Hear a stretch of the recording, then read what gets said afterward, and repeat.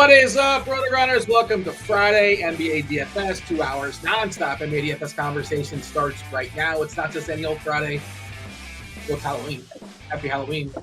It's also a film Friday. By the way, DK Sportsbook had it at minus 20,000. Minus 20,000. I almost took it off the board. I got some action in that Tim would not dress up for Halloween. And I got paid out like $3. I put my life savings and I said, there's no way Tim is going to wear any sort of costume. He doesn't partake. He doesn't care. Tasteful Times, Tim Buell, intimate to 8-game slate. What's up, chat? Hit that like button. Do subscribe. Turn on those notifications. Get comfortable. Don't go anywhere because, again, taking y'all up the lock. Crunch time coming in around 6:15 or so. It's also the it's Film Friday. It's Halloween. Emirates Cup. The NBA Cup. It's the first day of the NBA Cup. We're excited about that. We all want to go to Vegas, which means we know there's Fridays. I think Fridays going forward, I believe. I think it might be Tuesdays and Fridays for the foreseeable future. And always just rules of the NBA Cup is that no teams will be on the back half of a back-to-back. There are two teams in the front. Two teams in the front, that is Boston and Indiana. The slate is kind of split in half. 7 o'clock as far as your first tip-off, scheduled tip-off, lock. There's 4 games in that window, 4 games, 7 o'clock to 8 o'clock. Then we have an hour-and-a-half break. It's basically like a doubleheader, like a 4-and-4. And Lakers-Memphis kicks off at 9:30. That's the back half of the Amazon Prime doubleheader. I thought there would be, maybe just kind of waiting for news when it comes to Luka, but they were kind enough to let us know Luka's going to play tonight. However, we don't know about Jamal Murray. Jamal Murray is questionable. He's in that late window, 10 o'clock on the East Coast. The other body parts we're monitoring, Spider Mitchell, he's officially questionable. He played last game with that hamstring, as well as Jared Allen. He's got a finger. It's broken. I believe it's broken. I want to say it's on his left hand for what it's worth. I'm assuming he's a righty. There's like a 90% chance I'm right saying that, but I think it's on his left hand, non-shooting hand. But Jared Allen also questionable for Cleveland. Tim, happy Friday, happy Halloween. Thank you for giving me $3, and I didn't lose my life savings.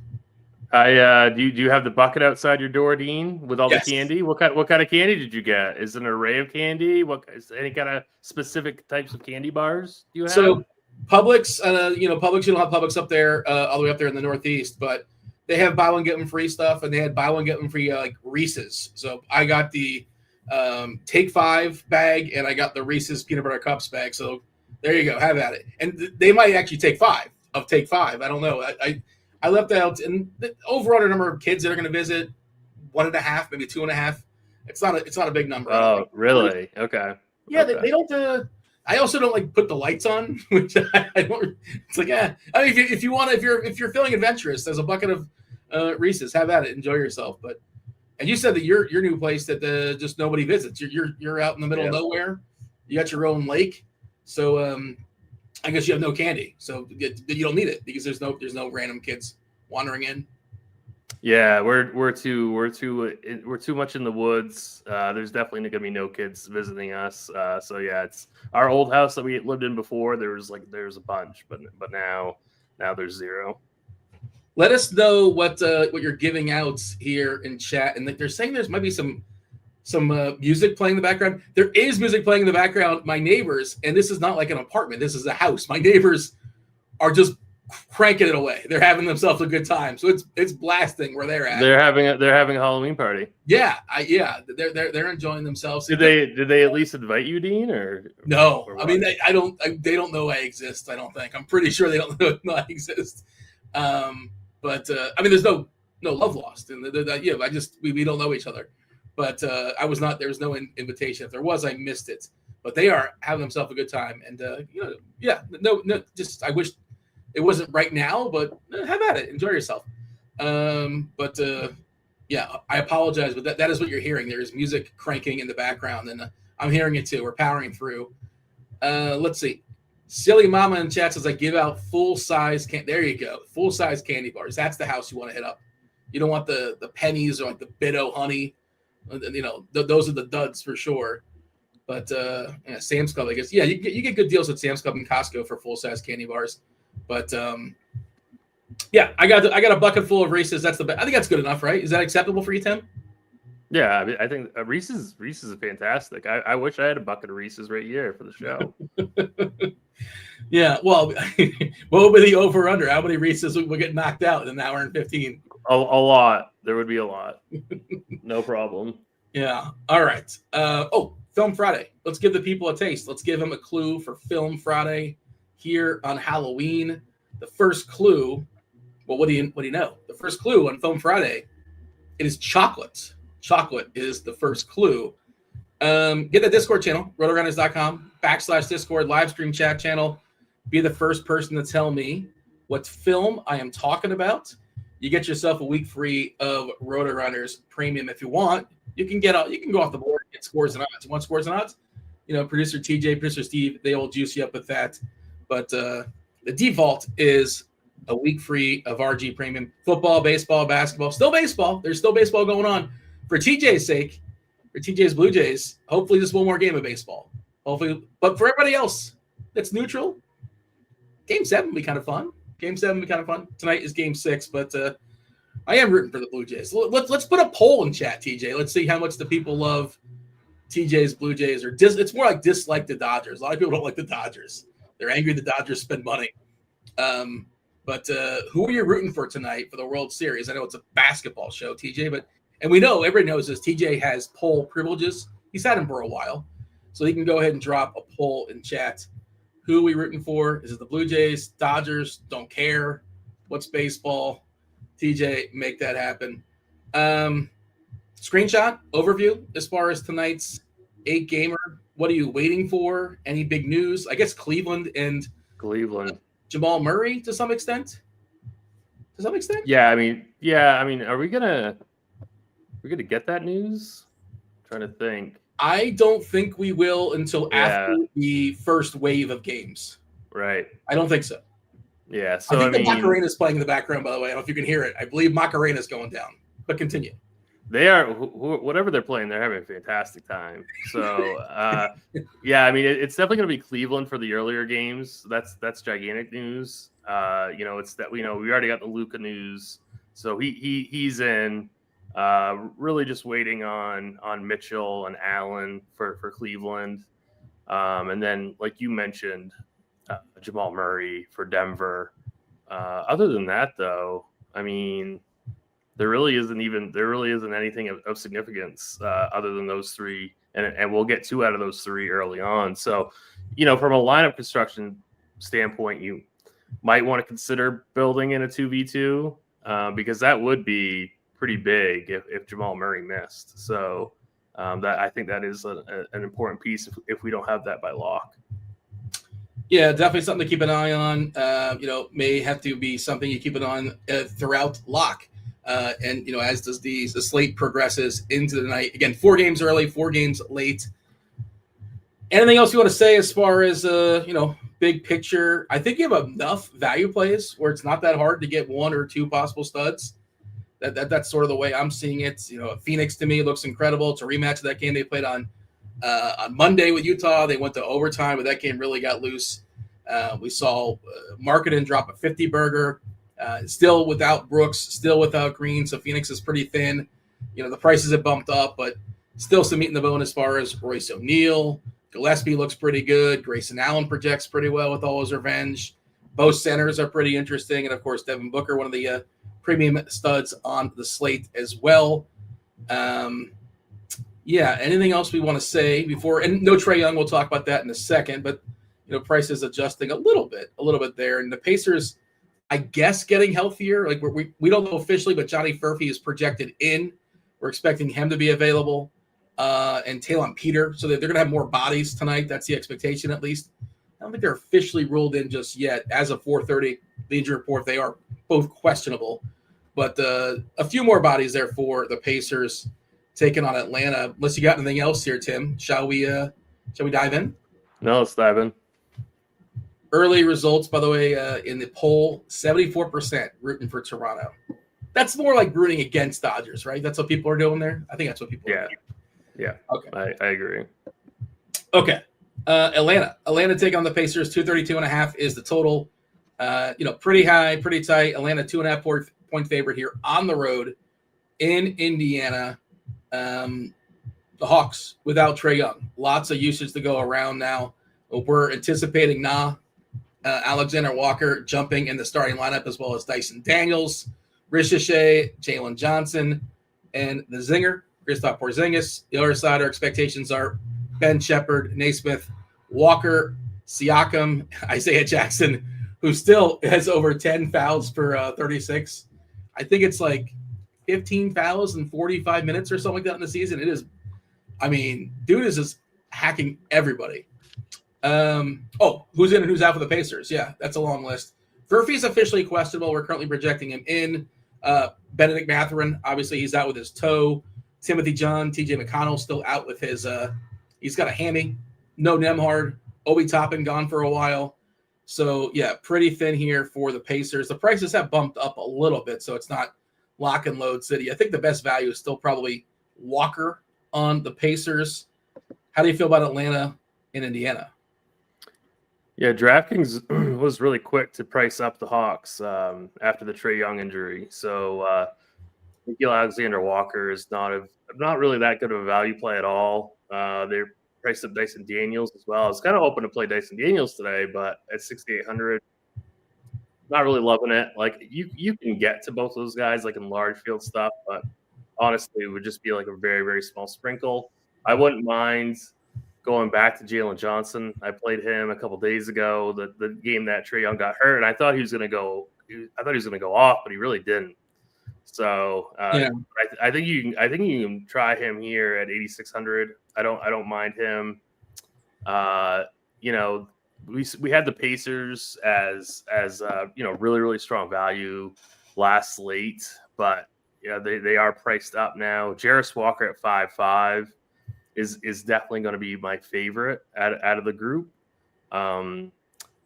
Ray J. Dennis at 5,200, and on FanDuel he is even cheaper than that. I believe he's 4,800 on FanDuel. Ray J. Dennis on FanDuel I think is a really strong value. So definitely depends on where you're shopping him. So FanDuel, I do like Ray J. Dennis, but even on DK, I think you could still play him. I don't love him. Again, same thing as last slate. Pascal Siakam, it's an interesting conversation. I do like him quite a bit here at 9,300. He's definitely going to be the alpha here for this team, and it's a pretty good spot. So I think he's okay, but he's not. I don't absolutely love him. 17% I think is something that I probably match the field with in a portfolio of teams. Not getting like in Sims, not getting to an absolute ton of Indiana. They're coming about middle of the road in terms of team exposure. The highest player exposure that I have is Jarris Walker at 24%.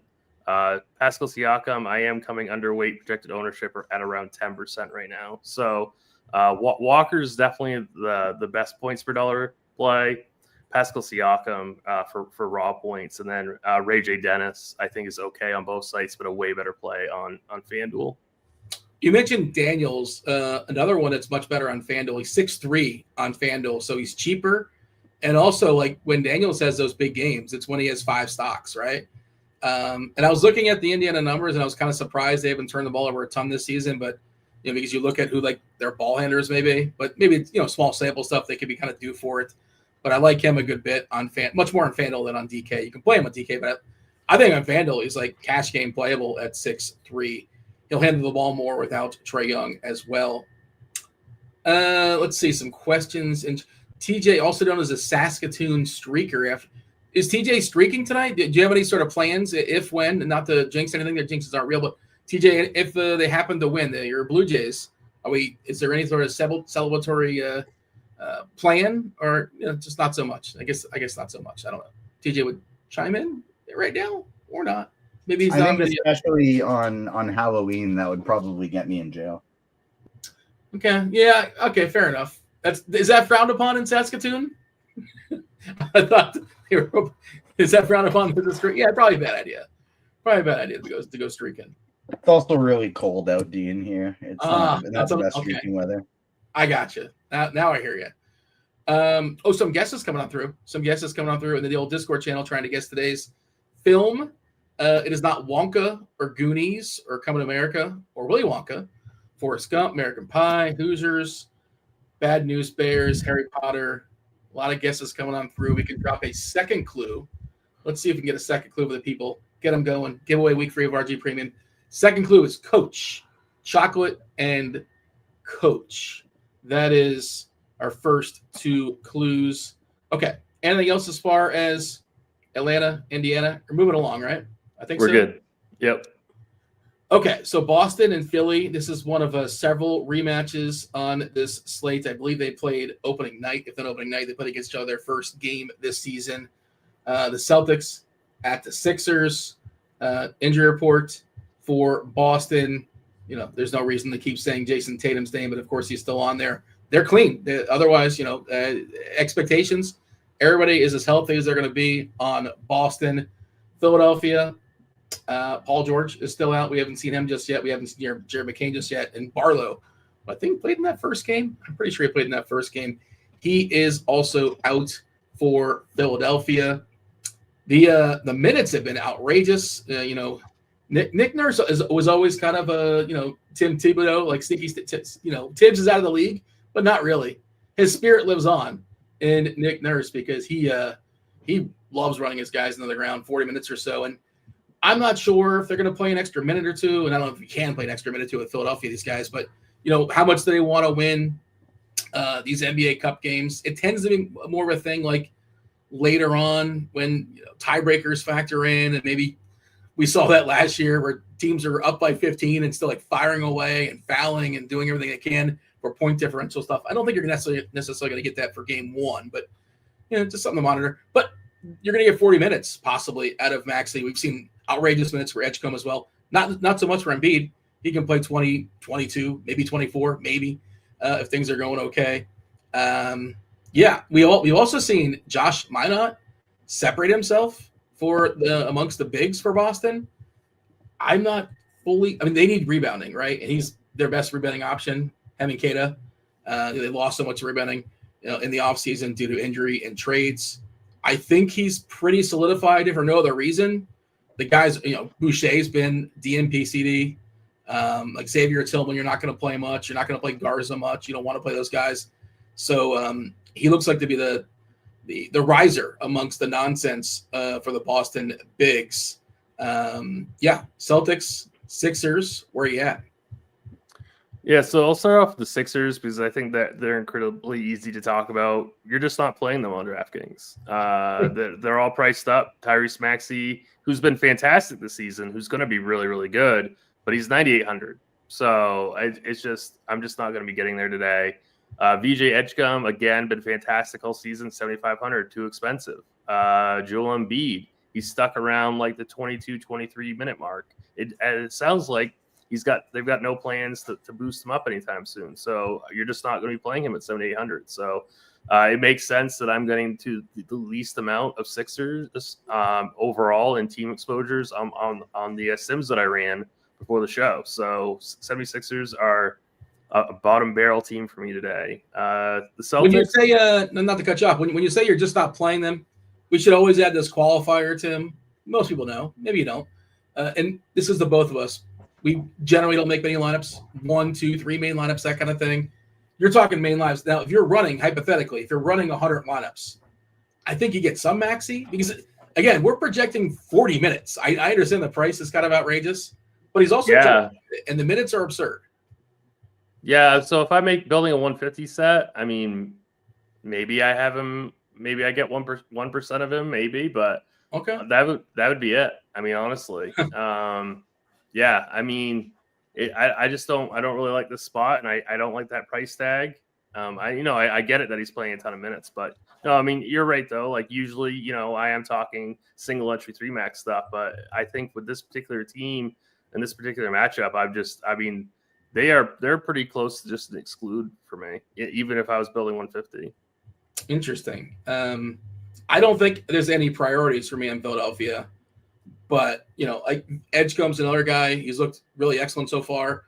Short start to his NBA career. And it's not terribly surprising. He's a top pick.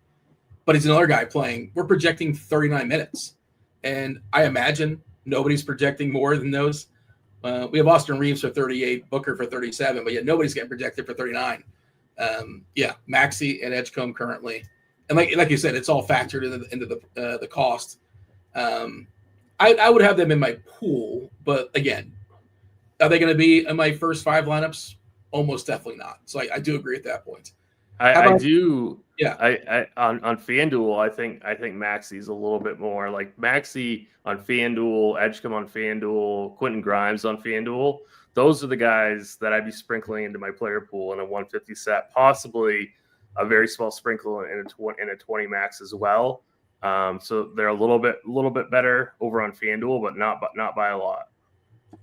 So Josh Mina, you're talking about FanDuel. I'm looking at the ownership projection currently. And this changes as we close in on lock, right? As more news trickles on through. 43%, small forward only. I mean, I just think there's some fragility there, but also he does seem to be the clear guy that's emerged out of this nonsense for Boston. Is that good chalk or is that bad chalk? At over 40% for Minot on FanDuel. And on DK, we have him projected for 28%. Yeah, I mean, I think he's a really, really strong value today. I think if you do play him, you just have to pay attention to the rest of your lineup. Like that's why, SimLabs is such a good tool, because when you do insert Minot into your lineup, it gives you plus EV plays to go with it. So just be aware that you are eating a ton of ownership when you are playing him, and that you might need to get a little bit different somewhere else. So yeah, I mean, I kind of like him today. 4,500 on DraftKings. I think he's a really strong points per dollar play. Outside of him on Boston, I think we can continue taking like tournament shots on guys like, Peyton Pritchard at 6,400, Neemias Queta at 5K. I think he's all right as well. We're getting a lot of Queta on FanDuel actually, which was kind of surprising. So don't mind him over there. So it'd really just be center and center only though. I don't like that. Like you only get one center and you're locked in. I know. I was surprised. I love it. Yeah. But I think he's okay on DK at 5,000. But yeah, so it's just taking tournament shots on Peyton Pritchard, Derek White, and then obviously Josh Minot. Chat's asking his projection as far as minutes. You see it on the screen where it's been interspersed throughout the show, the Yellow Lineup HQ. But yeah, we have a projection for Queta at 24 minutes and Minot at 28 minutes. And then, again, Luka Garza, 16, Boucher, 3. He might not get those 3. It's a sort of hedge minutes there. And Xavier Tillman, 5. By the way, no change here as far as Joel Embiid. They're saying 20 minutes, which sounds about right. That's the report from Coach Nurse. Also an updated Obi Toppin. Yeah, first thing I heard was a month. Now they're saying at least 3 months he's going to be out for with his foot. So, yeah, Obi Toppin, we're not going to see him for a long time. These are 2 7:00 games. I'm trying to think if I could just not play them. Can I ignore these 2 games if I'm focusing on just 1 or 2 main lineups? I think I can. I might. I'm okay with Walker. I think Walker is probably my favorite play amongst the 7:00 set. Salary considered, obviously. I think Nas pretty interesting. Daniel specifically on FanDuel. Do you have a favorite play for these first 2 games? Atlanta, Indiana, Boston, Philadelphia, the 7:00 block. I think, Jarris Walker. Jarris Walker's gonna be the tough one to fade, I think. So Jarris Walker, I feel like I need to play. I feel like one of these Hawks is gonna have a really good game, like Jalen Johnson and Kristaps Porzingis, something like that. Mm-hmm. I don't know if I want to fade these first 2 games. I'm pretty sure I'm locking in Jarris Walker. And I might be locking in Josh Minot. I'm not 100% sure yet, but he's definitely in play. I kind of feel like I want to play an Atlanta Hawk also, but I'm really not sure which one. So that might keep me from playing it, but I do think that they're strong tournament plays. So I don't think I'm going to be fading. I'm not going to be completely fading these 2 games now. What are we giving Furphy? How many minutes are we projecting for him? 12. Okay. They're going to play a lot of guys, Indiana. And it's early, but it's really set up for Indiana to tank this season. Like it makes all the sense in the world. They got their pick back during the NBA Finals, I believe, was when they traded for it with New Orleans. I want to say, great job, New Orleans. Was it New Orleans? Pretty sure it's New Orleans. Walker, by the way, he's been good, fantasy wise, good, but terrible shooting wise. Like, imagine if he starts making his shots. He's shooting 28% from three, 29.4% field goal percentage. Like, what if this guy starts actually making his shots? Then, there's even some more potential upside here. Okay. Anything else here as far as Boston and Philadelphia? I think we're good. I'm checking the Discord to see if anybody got today's film. It's Friday. It's a film. It's not Poltergeist or Remember the Titans or Matilda or E.T. Not the Mighty Ducks. Dodgeball. You see the Florida Panthers dress up as the Dodgeball? I don't know if you saw that. It's pretty fun. Speed? No. Hocus Pocus? No. I feel like people think they know like what's happening on October 31st, what kind of film we're going to pick. I feel like that's what people think. I don't know. We shall see if that changes going forward.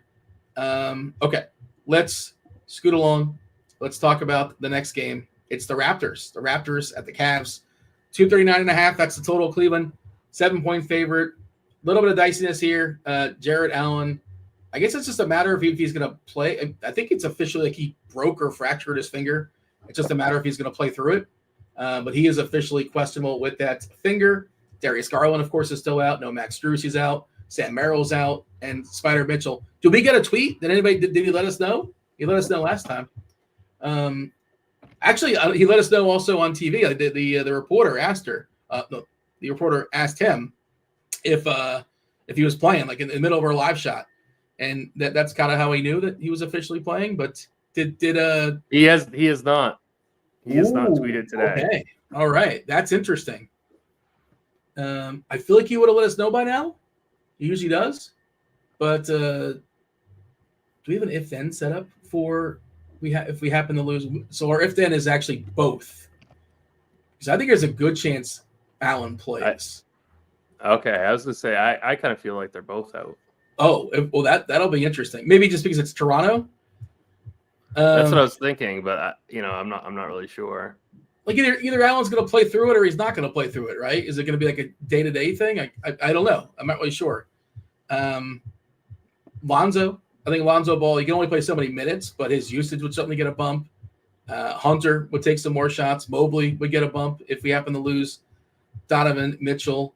Greg Porter. What would Craig Porter get? How many shots? How much would he get? How much run? We would if we're talking about both Mitchell and Allen being out, we're giving Porter 28 minutes. Okay. Yeah, because Ball we're giving 26, and that feels like it's kind of pushing it because it's not a matter. It's just like they don't want him playing too much. Nance might draw the start possibly, or Wade might draw the start. It's hard to say. One of those two would start in lieu of Allen. This is this weird thing, so I don't pretend to know college basketball. I did some research on Colin Murray Boyles, number 9 pick overall out of South Carolina. He's filling in, right? Jakob Poeltl's out.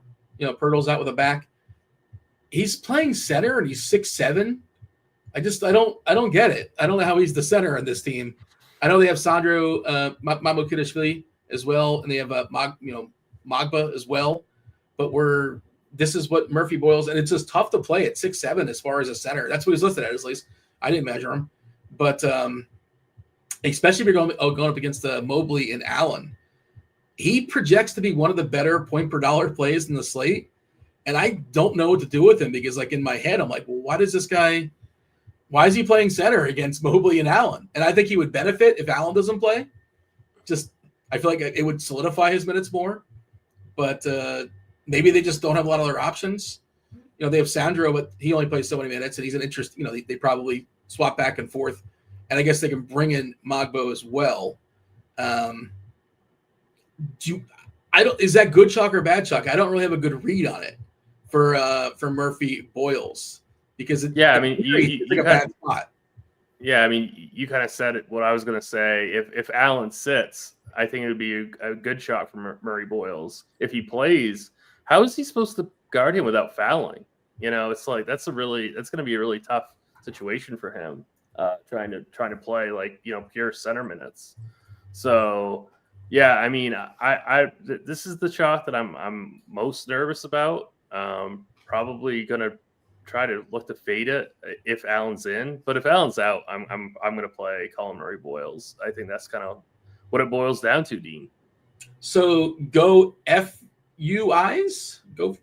I don't know. I'm probably not saying that right. Somebody here in chat is telling me that he's got a large long arms, and I did do a quick Google here on Murphy Boyle's wingspan, and his wingspan is 7 feet 0.75 inches, so 7 feet and an inch basically, or even 7'2" according to some official measurements during the draft combine. So he's got some long arms. So I guess that accounts for it. Maybe that gives him the ability to play some center.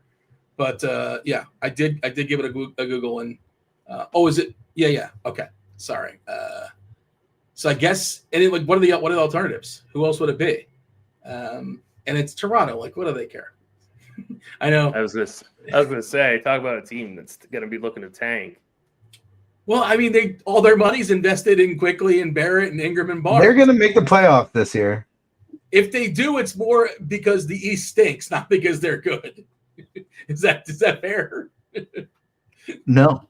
It's an indictment of the Eastern Conference if they make the playoffs. No, they have a very good starting lineup with no bench. They're gonna make the playoffs. Do you have a take before you sneak off? You have a take as far as Murray Boyles? Have you had a chance on here watching your baseball? After the disrespect, absolutely not. You can. My take will come at crunch time. Oh boy, not being disrespectful, but I don't like what they did with their money, but it's not my team. I just feel like it's better well spent, and they locked up their team for the next 4 years for the right to play in the play-in game. Okay. Anything else we should acknowledge here as far as this game? Did you mention DeAndre Hunter? DeAndre Hunter. I mean, he's showing as pretty highly owned, even with Mitchell and Allen in.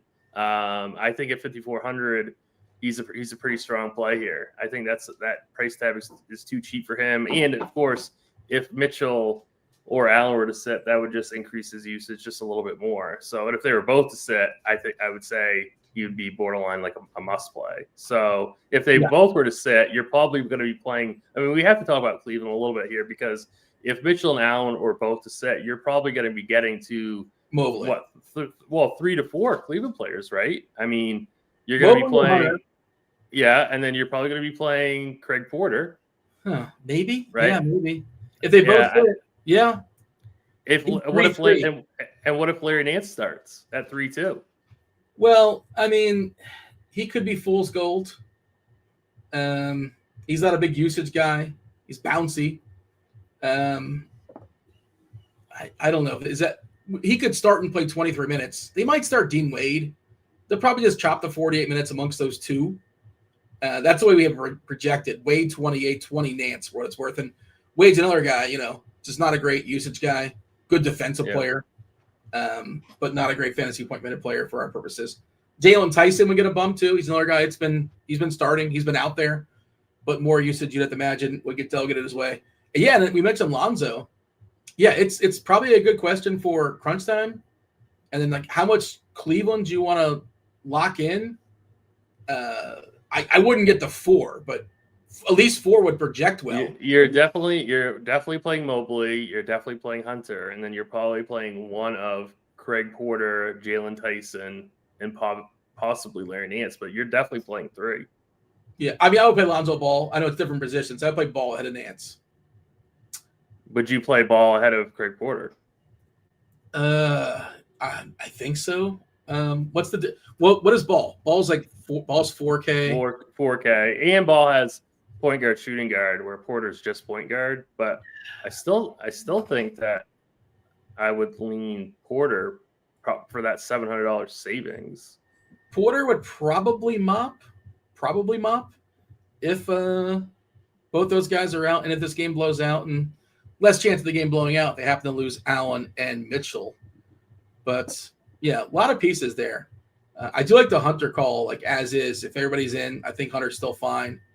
But yeah, Toronto amongst Barnes, Ingram, Barrett, quickly. Like the most popular by far is Murray Boyles because of salary more than any other reason. Do you have a preference, any interest in quickly Barrett, Ingram, Barnes is like a premium play for you outside of fringe stuff? I don't think these would just be fringe plays for me. I think this is a pretty bad matchup. I think quickly would be my favorite. I don't really have any interest in Barrett, Ingram, or Barnes. It would just be quickly for me if you were looking for one of these more premium Raptors. Johnny Furphy ruled out for the Pacers. I thought he would get 15, 20 minutes or so. He's not playing tonight.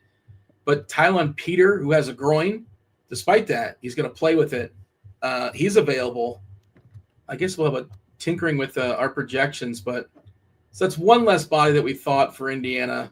But still, I think they're going to have 1, 2, 3, 4, 5, 6, 11, right? Shepard, Naismith, Walker, Pascal, Jackson, Dennis, Huff, Quentin Jackson, McClung, Bradley, and Peter. So I think they'll have 11 bodies. So they're not going to be dire straits like they were last time out. Third clue. The people are clamoring for the third clue for today's Film Friday. Tim, I noticed you've yet to guess. You've yet to guess in our private chat. I feel like you don't want to ruin it. That's fine. I see people guessing in the YouTube. Official guesses only in the Discord channel. RotoGrinders.com/Discord live stream chat channel. Tell me what film I am talking about. The first clue, chocolate, coach. The third clue is holiday. Chocolate, coach, and holiday. Those are the first three clues. Get in that Discord channel. Tell me what film I'm talking about. The fourth game, the last of the early block of games. New York, Chicago, 233.5 is the total. New York is what, a 4.5 point dog, depending on where you're shopping, depending on where you're looking. We must have got a new injury report. We're expecting Mitchell Robinson to play some basketball tonight, expecting him to start as well. He's not played yet this season. Officially questionable on the injury report, but indications are that he's going to play. Karl Anthony Towns. He's got that quad, but he's good to go. He's officially probable. Gershon Yabusele also probable with his knee. Bulls, nothing new here. Kobe White, we haven't seen him all season long. Still not seeing him. Same deal with Zach Collins. How do you feel about New York and Chicago? Yeah, I'm getting overweight to both Karl Anthony Towns and Jalen Brunson here. I think they're both really, really strong plays. Not really getting to any of the other pieces of New York here. Not getting to any Mitchell Robinson. I think I'm assuming he'll just be on a minutes limit, right? Mitchell Robinson. I would imagine to some degree, yeah. Yeah, if we were getting full run at him, I think this would be kind of a decent spot for him, but I don't think we are. So I'm just going to stick with Brunson and Towns. Yeah, I mean, I don't love this game, but I think those prices on Brunson and Towns are really, really affordable. And they're, I think that, we can fit them pretty easily tonight. 18 minutes is our projection on Mitch Rob. This is when I'm happy that I'm not in the projection team. I don't know. I don't have a good answer. It could be 18. Could he play 24? I think he could. We might get a comment, at a presser or something like that to help us out there. But you'd have to think there's going to be some sort of limitation on his minutes. I'm taking a peek at ownership stuff. Towns most popular on FanDuel, 20%. Brunson 18, Giddey 15, OG at 14. As far as DK, we're showing again a lot of players in the teens. Brunson 16%. Trey Jones at 16%. Is there still meeting that bone at 5.8 on DK? Cat at 16%, Vuk at 11, everybody else, Giddey at 10, OG around 10, but everybody else basically less than 10%. I don't really like this game. I'm not saying it can't get loose, but I'm hopeful that this game does not have a good time from a fantasy perspective because what about Vucevic? You don't like Vucevic? It's interesting because center today is pretty weak on the whole. I think it's pretty weak on the whole. I want to get Joker. He costs a lot of money, but I think we have enough value pieces to make that work. And then the next place I look, now if you're playing FanDuel, we'll talk about it, but Zubac is really, really well priced on FanDuel. Zubac. Love him over there. On DK, tougher to make that work, but great rebounding matchup, if nothing else, against New Orleans. But I like both the centers in the Phoenix-Utah matchup better than Vuk. But for tournaments, but like Vuk is fine. Sure, you can play him. But he's not somebody I'm gravitating to. Is he somebody you're considering in your single entry contest? I mean, he's simming out really well.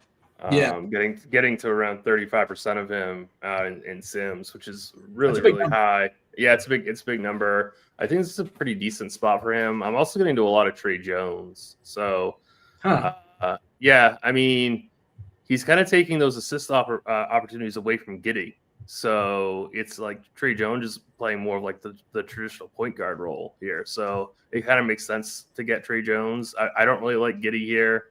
I don't really like Buzelis here either. So it's really just Jones and Vucevic for me. But yeah, I mean, I really do like Vucevic quite a bit here. So I think he's a really strong GPP play. I'm considering him for single entry if I don't just go like the more classic, stars and scrub type build for that team. If I kind of go like more mid-range-ish, I might play Vucevic tonight. Yeah, I'm not poo-pooing it in any way. I just think I'm probably going to have in my main lineup is probably going to be Utah, Phoenix, like 4 players in that game. So I think, and we'll see. Stay tuned. But I think that's what I'm going to do. So I like Kessler, at center. I like Williams at center, but I'm also afraid I don't want to play too much Phoenix. We'll get into it. Earlier in the day, I didn't think they're going to be as popular as they're going to be now. But when I was writing and researching earlier, I was like, yeah, I'm going to be way in on Phoenix. And it turns out I guess everybody else is going to get there as well, unfortunately. Oh, if you're playing NBA DFS, you're still relying on box scores, you're already behind. Shot quality gives you the most predictive data in basketball, breaking down every shot to show what should have gone in, not just what did. Right now, you can grab a free 3-day trial just by heading to the link in the show description on the YouTube page. Get yourself a free 3-day trial. After that, it will renew by month, $39 and change. Play smarter with shot quality. If you just want to test it out, you like it, great, keep it. You don't like it, cancel it. There you go. Check out shot quality in the description. All right. Some guesses coming on through here in the Discord channel. I don't think we have any winners just yet. It's not the Incredibles or the Family Stone. Several people in chat were saying Trick or Treat. I saw it for the first time on our Pick 6 show where we watch movies. We watched that one last year.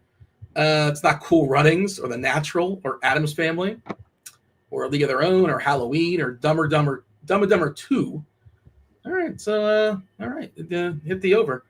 We'll give out the fourth clue. Let's give out the fourth clue. Let's give it out now. Sure, why not? Let's knock it out. Fourth clue is, well, this will make it a little easier, I think. 80s. Chocolate, Coach, Holiday, 80s. Okay, next game up. It is, the second half. If we're going to break up the slate in 2 different halves, the second half is the Lakers, the Grizz.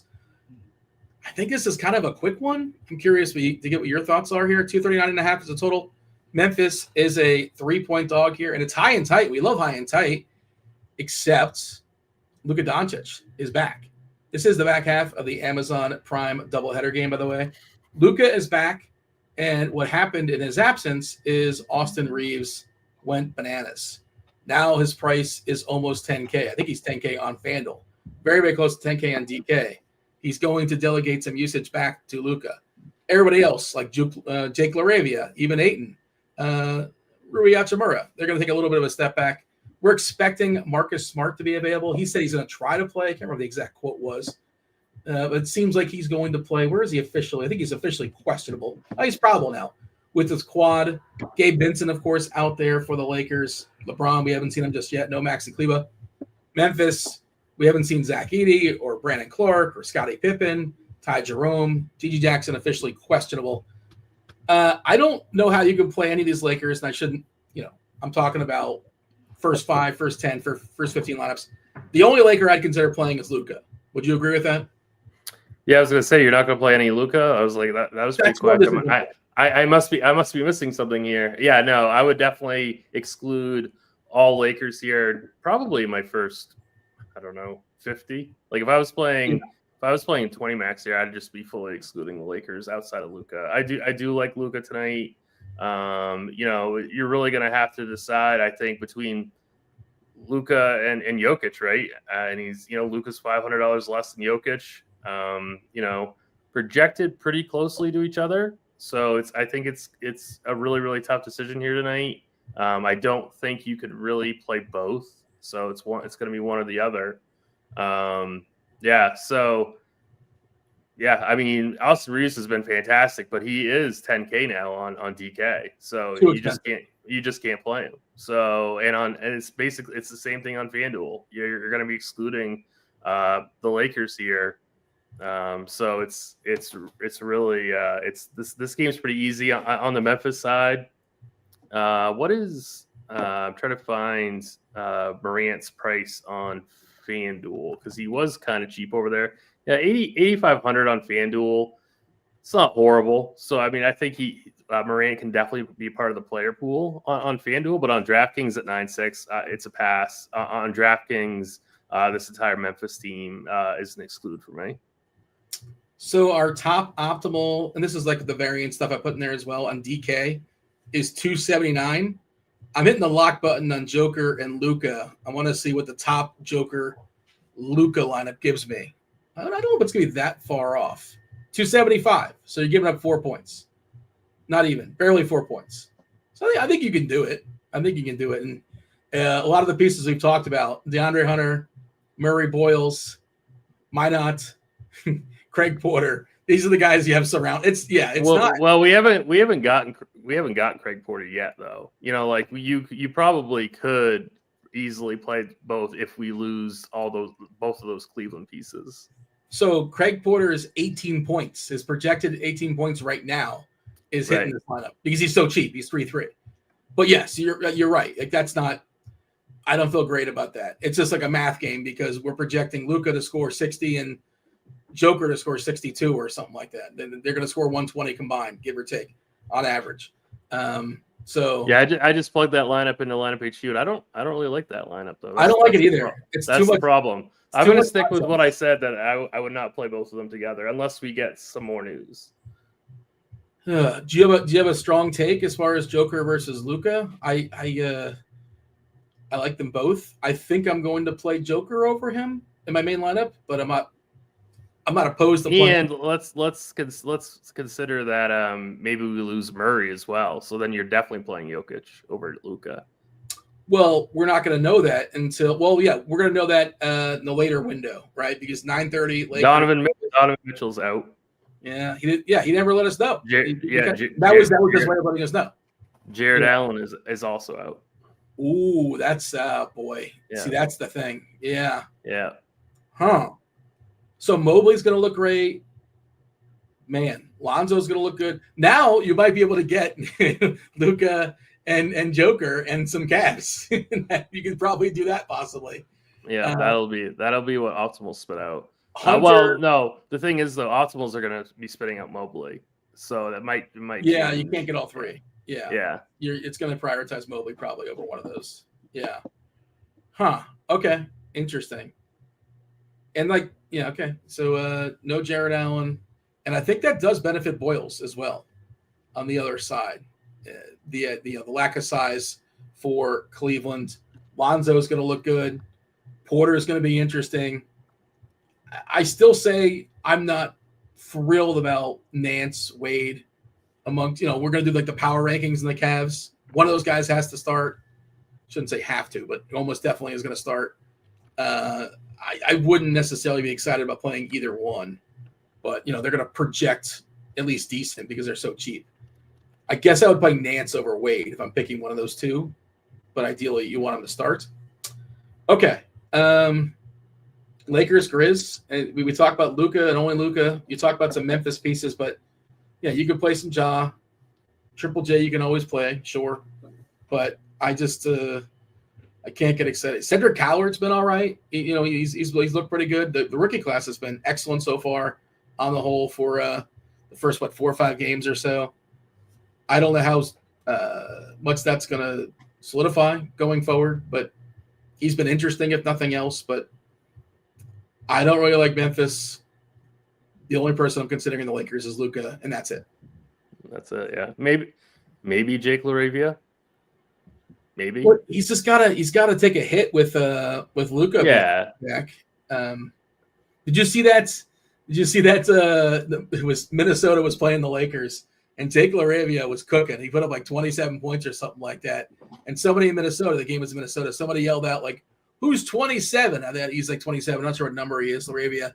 And on the bench, Anthony Edwards is like, "That's what I'm saying." He's like, "Who is this guy?" He's just cooking him. And I don't like does Anthony Edwards not know about Jake LaRavia? Like he's been in the league. He's played with Memphis. How does he not know who Jake LaRavia is? You could see him on the bench, like visibly saying, like I'm saying the same thing. I never heard this guy. But like how does he not know Jake LaRavia? This isn't like the 12th man. Okay. Denver and Portland, 239.5. That's the total.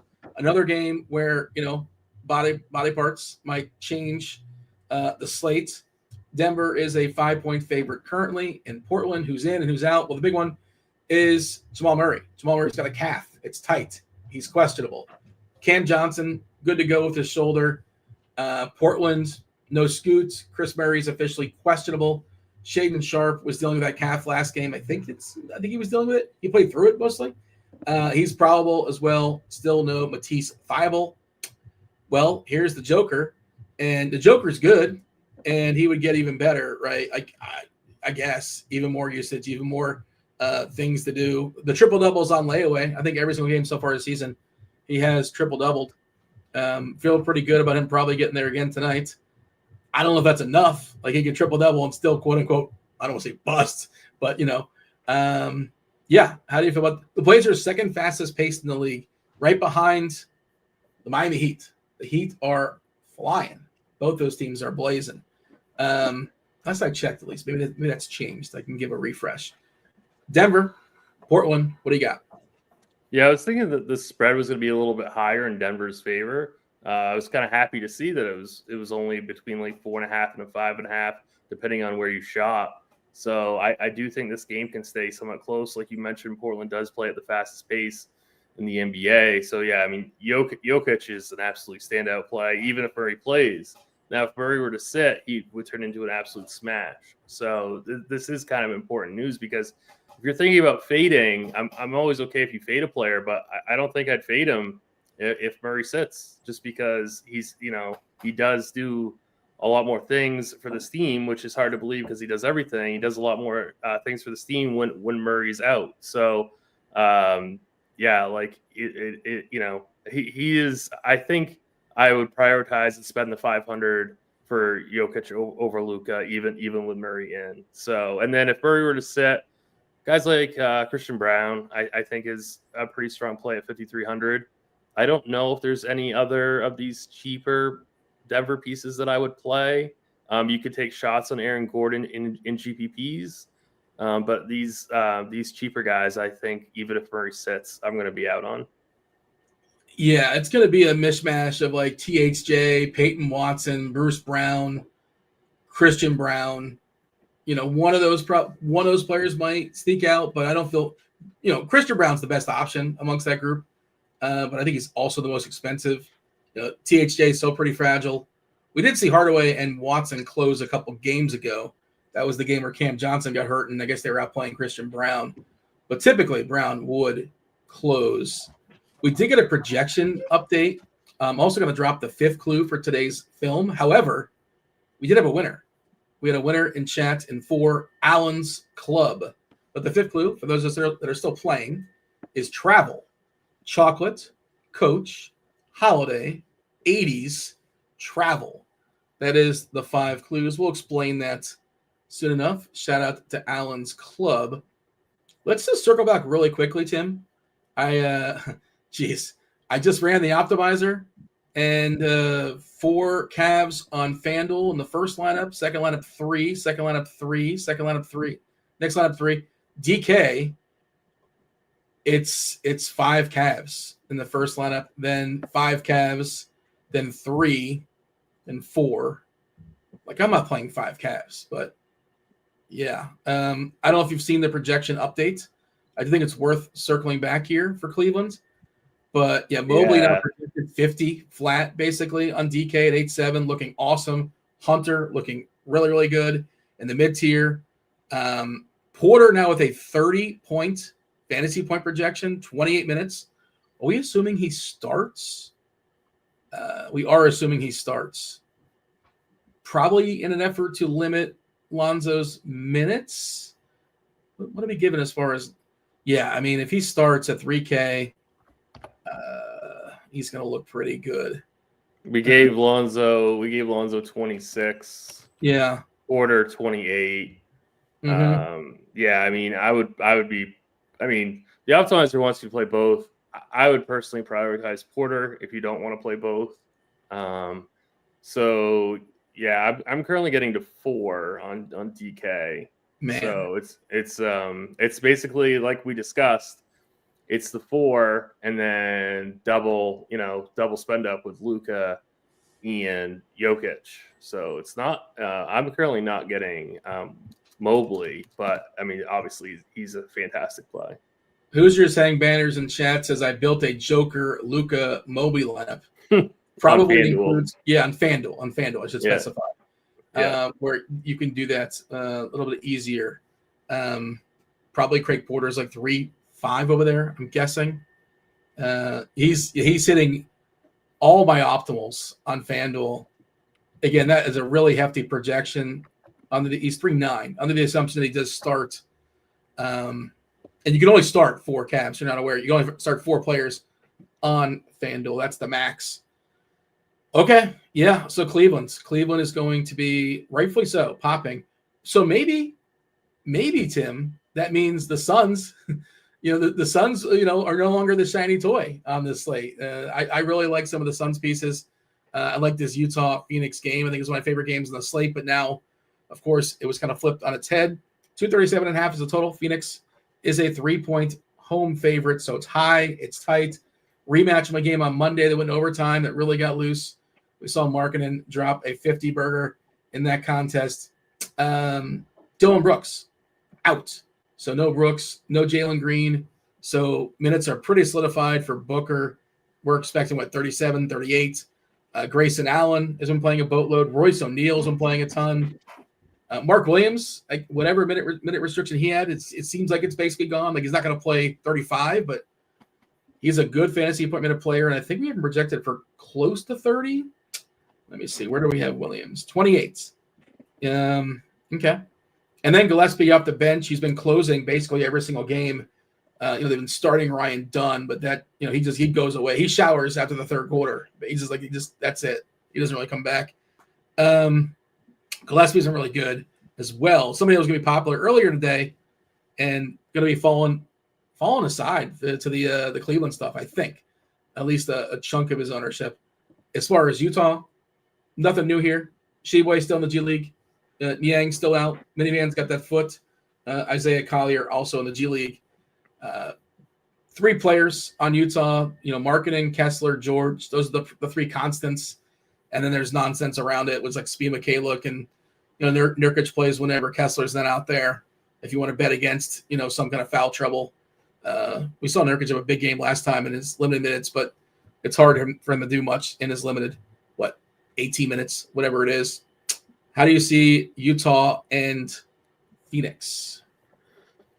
Yeah, Colin Gillespie was going to be very, very chalky. He was pushing around 40% on both DK and FanDuel. Now that's going to go down significantly because of this whole Craig Porter, Lonzo Ball situation. So that's good news if you want to play him, but he's obviously a riskier play now because he's not going to get he's not in good of a spot as Lonzo Ball and Craig Porter. So I think he turns into like a pretty interesting GPP play.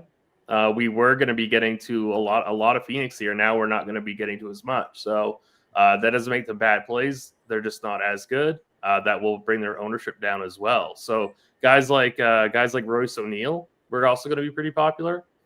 I think that this the Hunter ownership is going to reduce Roasted Neal's ownership, so that should make Roasted Neal a pretty decent GPP play as well. I had a lot of interest in this game. I think a lot of people did, and now that's going to fade out. So I think you can get players like Roasted Neal, like Gillespie, at much lower ownership. Walker Kessler was going to be, my primary single entry build center. Now that the build is a little bit more stars and scrubs, Joker. his ownership. Yeah. I mean, it's so easy to just go double stud with a bunch of value now. I would imagine Walker Kessler is going to be a lot lower owned, and he's a really, really strong play. So, I mean, this game was going to be kind of like the optimal cash game exposure type game. This game is going to be much, much lower owned now. Yeah, that is the trickle-down effect. Joker is going to get much more ownership now as well because you have the pieces to surround him. By the way, we did lower the projection for Porter. It came in pretty hot. It's still good. 25 minutes, but 26 DK fantasy points. It's still really good. Yeah, it's still good. Wade is not that great as far as our projection. 26 minutes, but only 16, median because he's not a great fantasy point minute player. Nance, 23 minutes, 22 or so as far as fantasy points. About a fantasy point minute guy historically. Okay. Yeah. If you're picking one of those two, I think it's pretty clearly Nance over Wade. Yeah. All right. So it's going to be interesting making lineups. We have one more game to go. Crunch time coming in about 10 minutes or so. You have the Taylors, Taylor Smith, as well as Taylor J. Zwarych. You know him as TJ. They're going to be holding it down, taking you guys all up to lock with Crunch time about 10 minutes or so. Do hit that like button. Do subscribe. Turn on those notifications. You want to know about today's Film Friday before we do the last game? I know you do. How did we get there, Tim? Today's film. First clue is chocolate. Yeah, I wanted to kind of throw a little bit of a curveball. People thinking of course it's going to be a Halloween movie. Why wouldn't it be a Halloween movie? That's super predictable. Well, we had the zig. When you think I'm zagging, I got a zig. Is that how that works? Chocolate. It's would you consider chocolate like a sweet? What's another way of saying that? Chocolate's a sweet, or it's a candy? Is it candy? It's a candy. It is a candy. Candy was was the word that I was getting out there. Yes, chocolate is a candy. Again, candy. You think candy? Halloween. It's got to be a Halloween movie, right? Clue number 2 is coach. Coach is a way of travel. You can get a coach ticket for if you're going to fly, you can get a coach ticket when you go on the train. Not the most comfortable. Do not recommend. But if you're looking for, you want to save a few bucks, you can fly coach. 3, holiday. It is a holiday destination movie. Not Halloween. Not Halloween. It's from the 80s. It's a travel movie. I said this before the show. I didn't tell you the name of the movie, but I said, Tim likes this movie. I bet Tim likes this movie. Does Tim like planes, trains, and automobiles? Wow. I have not seen that movie in years, but yeah, I do like that movie. But you're fond of it, right? You think of it. I am. Yeah. Yes, I you think am. of John Candy? Is that the first movie you think of? Planes, trains, and automobiles? Say again? You think of John Candy. What's the first movie you think of? Uncle Buck? Planes, trains, I think of Home Alone, actually. Home Alone? Okay. He's barely in Home Alone. He's in one scene in Home Alone. I know. He plays like a saxophone, right? Is he like a traveling musician or something? Yes, I think so. Okay. That's what you think of, Home Alone. Are you one of those guys that watches Home Alone every single year? It's like a family tradition? Oh, yep, we do. Every That's year. why. Yeah, there you go. Yeah. Who does chat think of when they think of the Great Outdoors? That's another John. I can't even. I'm being corrected. It's the clarinet. My apologies. Spaceballs. Yeah, I'm a mug, half man, half dog. I'm my own best friend. There you go. Yeah, Spaceballs as well. Okay, the last game on the slate. Let's do it. The Pels. I think they're still winless. They're not good. They're big dogs here at the Clippers. 222.5 is the total. Their team total is 105. I think that is the lowest team total on the board. As far as who's in and who's out in this one, well, New Orleans is pretty healthy. DeJounte Murray's not coming back anytime soon. Kevon Looney's out. Not a huge deal. The Clippers, as healthy as they're going to be here, Tim, This matchup is awesome. Zubac has got a prime matchup. We're projecting DeAndre Jordan to start, which was so weird. He started last time. I don't know what it could have been because it was against his old team, or like they don't care. But I thought they might have. Eves Misi might jump and start. There's Zion, there's Murphy. We're expecting Fears also to start, as well as Herb. Harden looks good. Kawhi looks good. I think there's some blowout risk here. I know these players are projecting pretty well earlier. I wonder if they're still hitting stuff. How do you see New Orleans and the Clippers? Yeah, I'm not getting to any New Orleans here. And that was the case even before all this news. I think maybe you could take some tournament shots on Fears, point guard, shooting guard, 4,600, but I don't really love it. The Clippers, Kawhi is still popping on FanDuel. He's still showing up in all the optimals. He's 8K over there. Pretty strong play. Zubac, I think Dean mentioned on FanDuel, really, really good price at 6,100. He's still popping in optimals, even with all this Cleveland information. You can't get Joker is the problem, yeah. Yeah, I mean, it's definitely a decision to be had, but I mean, he's definitely it's at 6,100. That's a really, really cheap price tag. So I think on FanDuel, he's at least interesting. 7,100 though on DraftKings, I think you can get exposure there in tournaments. Like I would definitely get one, maybe two shares if I was building out 20 teams. Maybe put one in of him in my first 10, something like that. Kawhi on DK, I think is all right. Also, it's at 7,800. I'm a little bit concerned about blowout here, right? I mean, I think that's the concern. If Kawhi can play his full allotment of minutes, he should smash this price tag. So he's got a contract to play. He's when he's got a contract for something, he's known for doing it. So he's gonna play as long as that game doesn't blow out, and then maybe they'll take him out at some point. Yeah, I mean Leonard and Mobley are popping both on FanDuel a ton here. So I was thinking you could possibly fade one for the other, but maybe this just best to play both.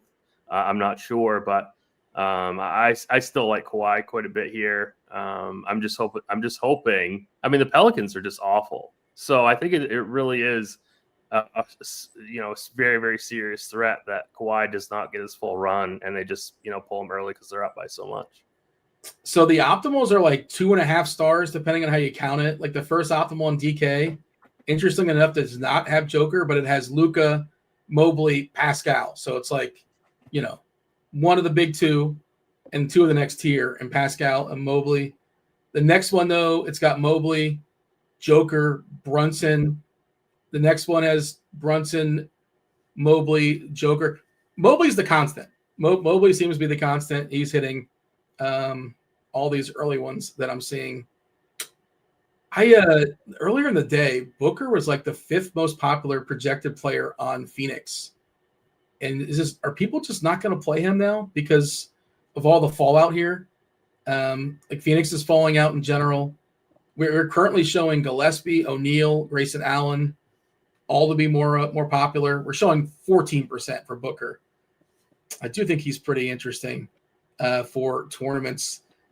Utah, much like last year, giving up the most opponent-made threes to start the season and the most last season. And it's great for the wings, like Royce O'Neal. We talk about Grayson Allen. Booker's another guy who can get loose from three. And also, I think it's the second most, the most assists. So if it's really, really a game that favors Booker's skill set. So I kind of like him more now. And like, nobody's going to play him in single entry, right? Like he's just not going to get played, Tim. I don't think.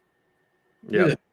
That was the plan in the morning, to play Booker in single entry tournaments. And I might stick to that because the ownership's certainly going to be running away, as far as I can tell, at least. Carolina guy has a question for you, Tim. Barnes or Leonard on FanDuel? I see that Scotty Barnes or Kawhi. It's got to be Kawhi. I don't really like Scotty tonight. Well, I mean, the best argument is if you're playing like 4 Cavs, you got a run back, right? You got somebody running back on the other side. So if you want to make that argument, I suppose you can. But, in the vacuum, in the Hoover, I'm with you. I'm not really playing. I do not anticipate playing Scotty Barnes. I'm trying to see if anything else of note is coming up for us. Anything else as far as lineups? Yeah, Allen officially ruled out. Mitchell ruled out. We're on top of that. Did we get an update when it comes to ownership? What's our most updated ownership? 610. Okay, so as of 2 minutes ago. Okay. So we got most popular player right now currently on DK is Porter at 39%. Gillespie still 35. Murray, Boyles. It's a star scrub slate. Yeah. And then Walker, he's probably lost some. Minot's probably lost some. And there's Lonzo Ball. Mobley, the most popular superstar, getting a projection of around 50 fantasy points on DK. He's an interesting fade. He's an interesting fade in tournaments, Mobley. I like him. I'm not going to tell you can't play him. But maybe not playing him is a good way to be different on the slate. Is that – I mean, he's going to be single entry streets, Tim. The stuff we like to focus on. 70%. Who's right? that? Mobley. You think he's going to be that high? I think so. I could be wrong. Okay. You don't think so?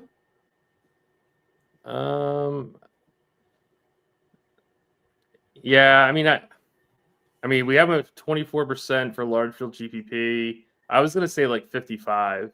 No, that's changed. Oh, wait, I'm sorry. No. I apologize. You're right. Yeah. So I was thinking like for instance, like the $100 single entry, something like that. I was kind of thinking he'd be like 55% maybe. Yeah. Do you think you're going to play him? That's like the really big decision is like, do you want to just live with these 3 or 4 cheap Cleveland players and then go double stud? Or do you want to click on a couple of these kind of like mid-range, higher end, like 8K guys, like, like Mobley, like Kawhi, something like that. And I think that's a pretty tough decision.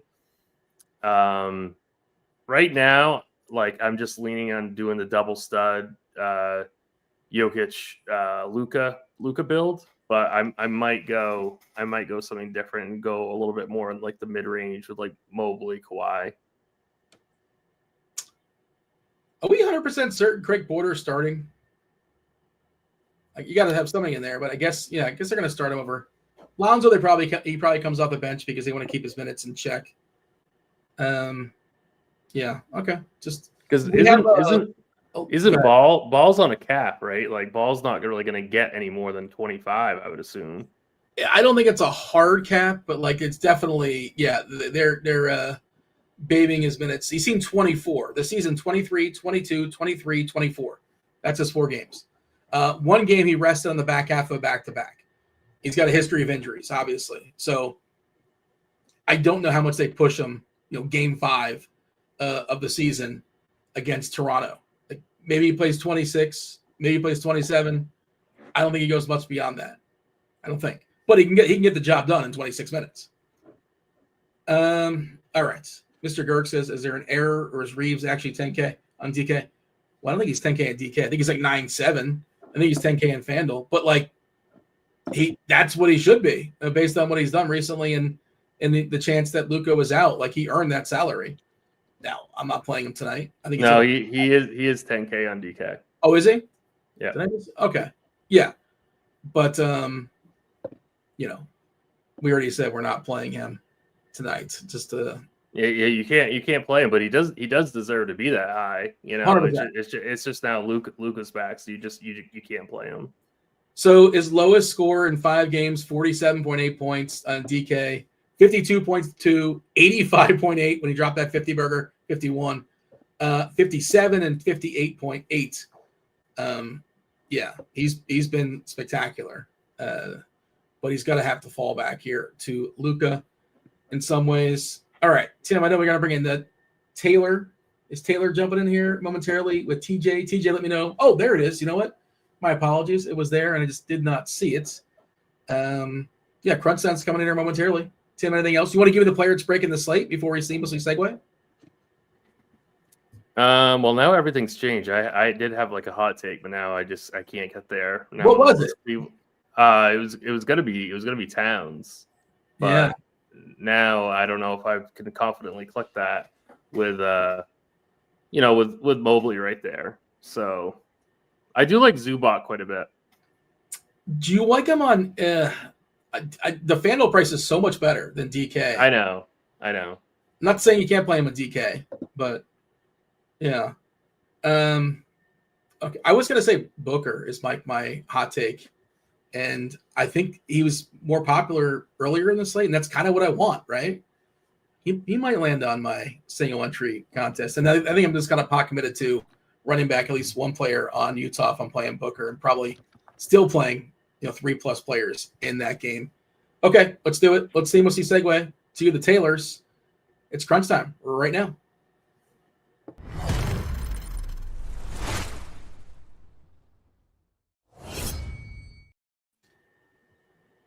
Taylor Smith, Taylor J. Zwarych. What's up, What's up, TJ? Do we know the J? Is it a known or an unknown? Do we know what the J is?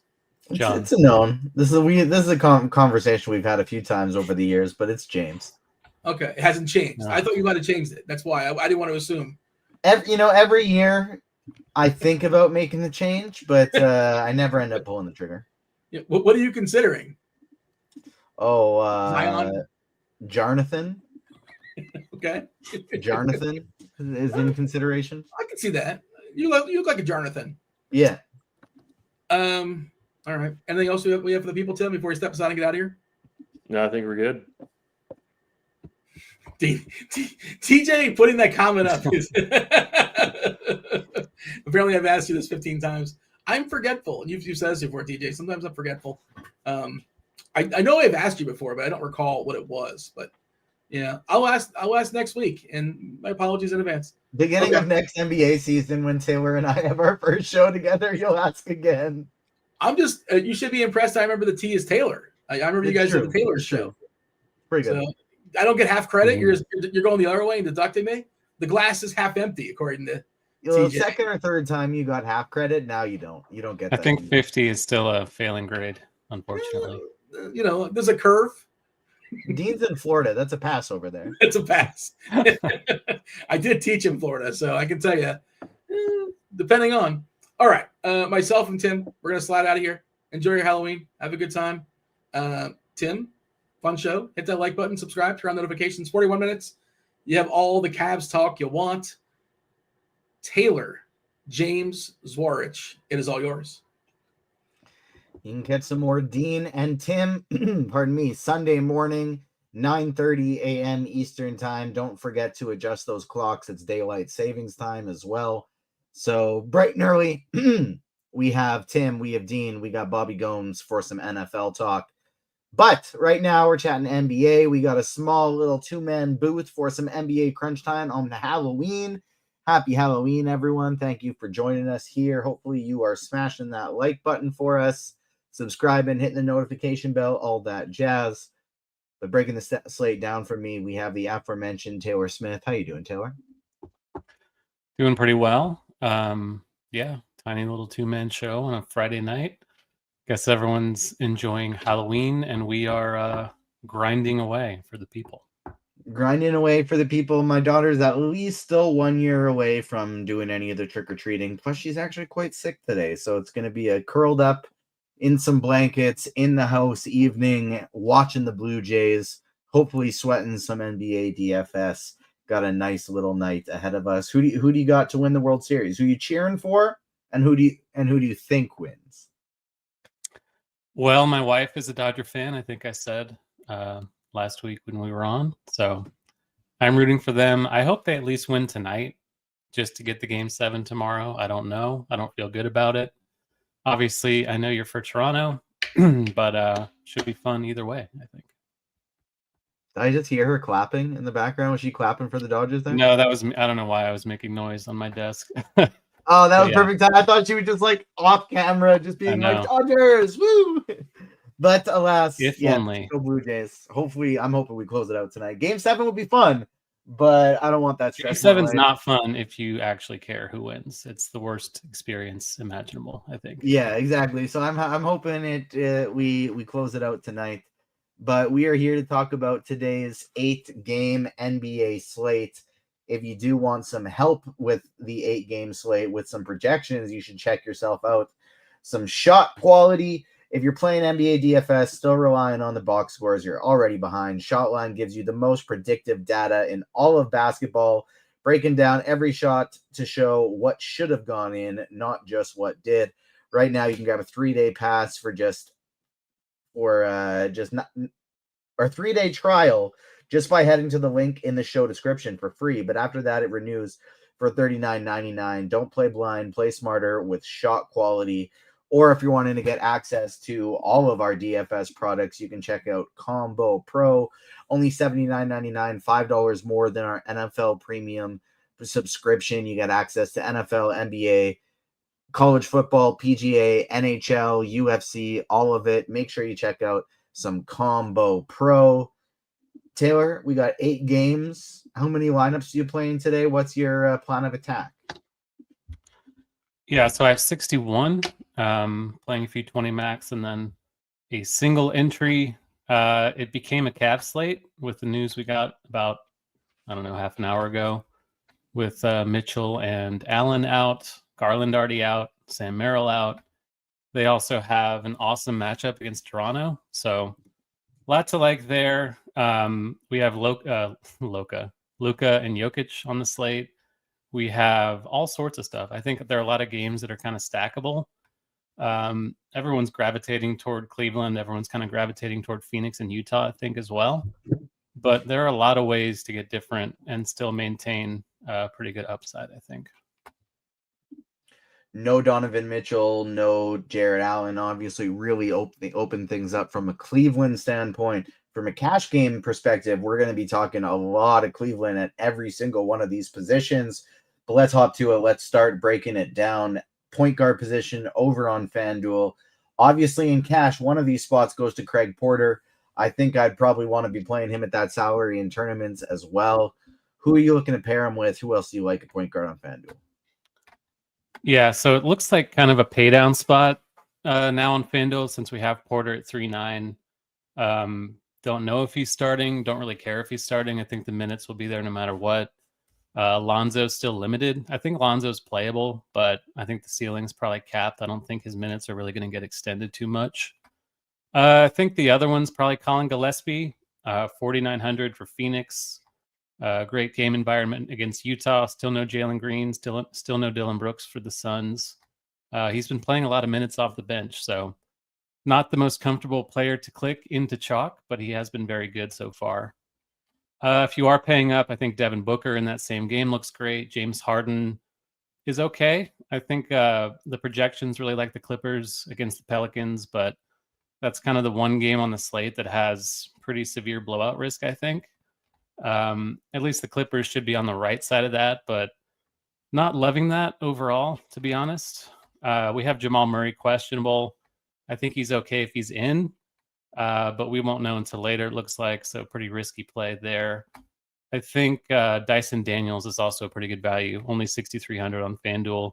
No Trae Young. The FanDuel scoring system suits him well, too, with 3 for steals and blocks. So Dyson's a pretty good play that might go a little bit overlooked now. I don't mind making a rule on FanDuel where they're both just point guard eligible and not anywhere else. You play one of Craig Porter and Lonzo Ball in every lineup. You don't pair them together, but you play one of them in every lineup tonight. Guys that I like pairing with, I do like going all the way up to Devin Booker. I like Keontae George at 6'9", Drew Holiday at 6'8". Some of my favorite pairing options today. Shooting guard on FanDuel. Who do you like over here? A lot of the same names. Yeah, we do have some of the same names. Booker, Harden being the headliners, I think. Dyson Daniels is over here as well. Grayson Allen getting more expensive, but he is cheaper on FanDuel than he is on DK.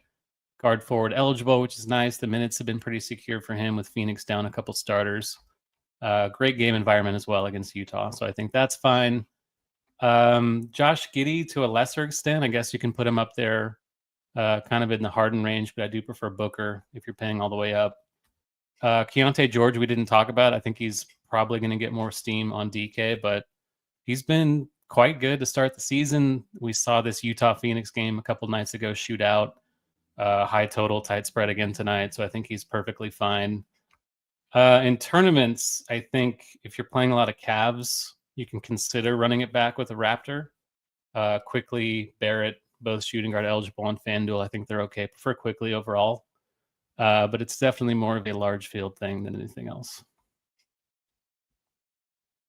Agreed. That's Quickly for me. If you're looking at that spot, I'm a big fan of doing that as well, picking Quickly, or probably not RJ Barrett, but maybe Scotty Barnes, Brandon Ingram as somebody to run back with all of these Cleveland guys. And I think you can even play two of them. If you want to play 5 Cleveland players, I think you can even run it back with 2 Raptors and just say, like, I hope that game goes into overtime, that kind of thing.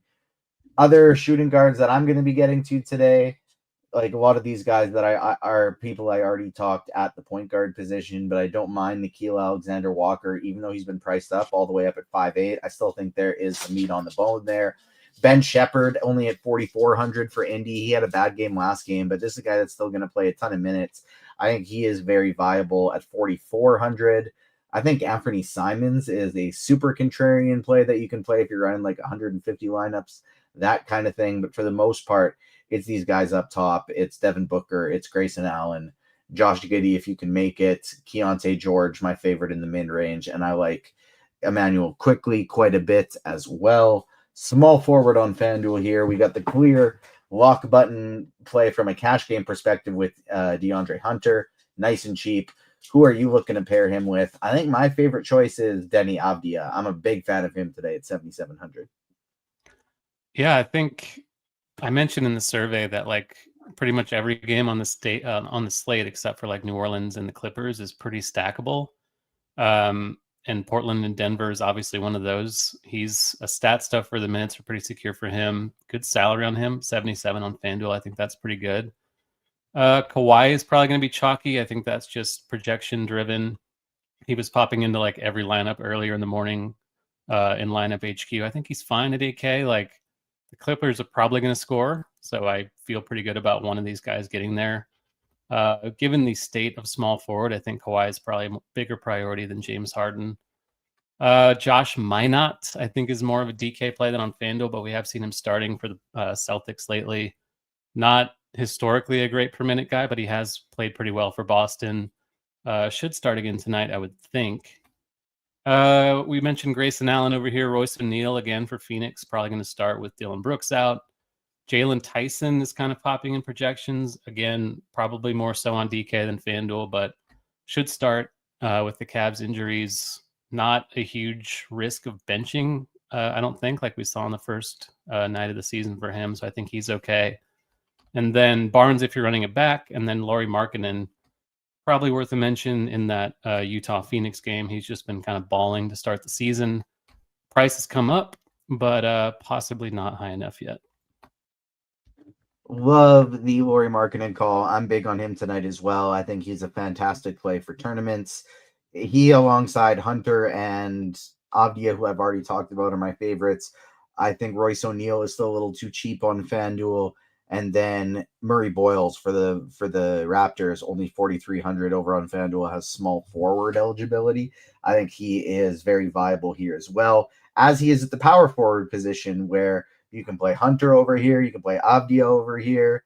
I'm surprised. Markkanen does have power forward eligibility on FanDuel. It annoyed me that he doesn't on DraftKings, but Markkanen is still a great play over here. Then, of course, you have Evan Mobley kind of as the clear cash option.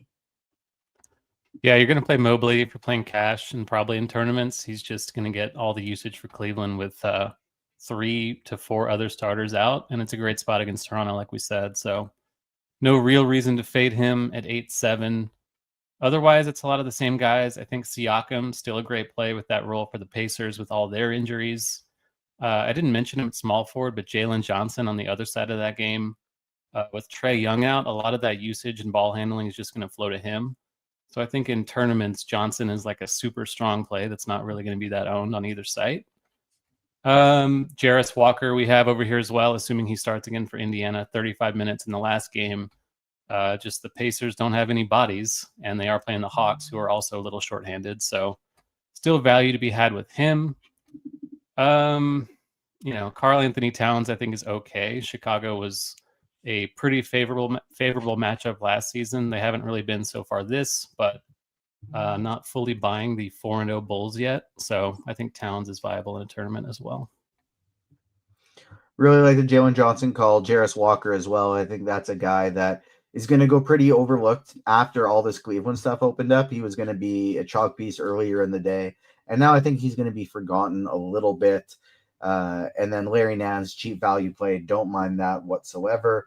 Who do you like at FanDuel Center? So you can play Mobley here. I don't think you should necessarily, just because center usually has a lot of opportunity cost. Jokic at the top, probably not going to be super chalky on this slate. Same with Luka Doncic, but perfectly fine with the matchup against Portland and Donovan Clingan. I think Zubats I had tagged as a core play. He's still only 61 over here. Too cheap for the role. The matchup against the Pelicans is also outstanding. They don't really have much front court depth. Neemias Queta maybe okay in a tournament as a cheaper option. Don't love it. Mark Williams started the last game. Presumably he's going to start again tonight. He's kind of pricey, but the minutes have been coming up. He's very good per minute historically. So if you want to get really deep into that Utah-Phoenix game, I think Mark Williams is kind of sneaky as well. Don't mind the Mark Williams call. Obviously worth highlighting Ivica Zubac, just super duper cheap over here on FanDuel. Even at 12-2, though, I'm trying to get up to as much Nikola Jokic as I can, just because, one, he's projecting for low ownership, and two, that's just very, very cheap not very, very cheap, but there's enough cheap value on this slate that I don't actually think it's that hard to get there. I like Walker Kessler at a 7-7 price tag as well. On FanDuel, you're playing DeAndre Hunter, you're playing Craig Porter, and you're playing Evan Mobley. Who is the fourth Cav that you're playing in FanDuel Cash? I don't actually think you need a fourth. I think those three are perfectly fine. I guess it would be Lonzo Ball just if you need it, but I do prefer like the Colin Gillespie, Grayson Allen, Phoenix cheap stuff over Lonzo. Jalen Tyson maybe, but I do think it's really just kind of Hunter, Porter, and Mobley. Jabari Walker is starting at $3,300 for Philadelphia. We had originally projected him for 7 minutes. Where do you think that bumps up to now that he is in the starting lineup for Justin Edwards? Probably not a ton. I think we only had Edwards at 16 minutes, and they do have Trend and Watford back. So kind of a lot of bodies there for Philly, even with Embiid still limited. I don't really think he's a great. He is super cheap, and he's historically good per minute. I just think there are kind of a lot of mouths to feed for the Sixers. So maybe okay. I don't really feel confident he's going to see more than 20 minutes, though. That's how I feel as well. If we didn't have so much value on this slate, just open up with Cleveland, I think it would be very interesting. But with the value, just don't really know if it's going to be necessary. I will be interested to see what projections do, though, just to see, do I maybe want to put this guy into a few lineups since I'm running 150? But I don't really think I want to adjust anything. I kind of want to just stick with where I'm at right now. But let's start talking about DraftKings point guard position. We got Luka Doncic all the way up top. We got Craig Porter Jr. all the way at the bottom. Porter is obviously the cash game play here at point guard today, but who else do you like at that spot?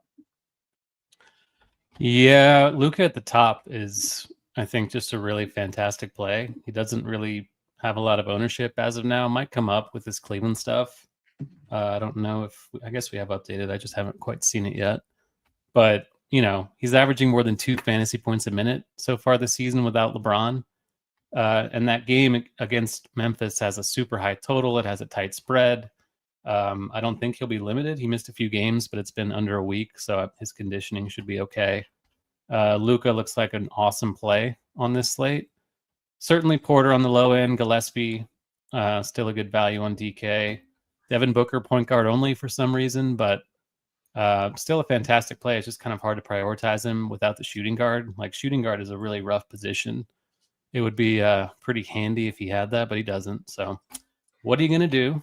Keontae so George. many of these guys that it would be great to get some shooting guard eligibility from. I think DK has kind of tightened up the positional stuff. Like, the Cavs have some small forward onlys. I don't know. Pretty annoying. But if we could get like Harden, quickly, Giddy. Yeah. Like Giddy's the starting shooting guard right now. Why doesn't he have any shooting guard eligibility? If we could just get like a couple more of those guys, that would be wonderful because it's a tight position right now. I just find myself wanting to play all the point guards and I get to shooting guard. I'm playing 150 lineups on an 8-game slate. I have 6 shooting guards in my pool. Yeah, it's really brutal. I think that's going to steam up Keontae a lot. It's going to steam up Lonzo Ball probably a little bit on DK, Grayson Allen.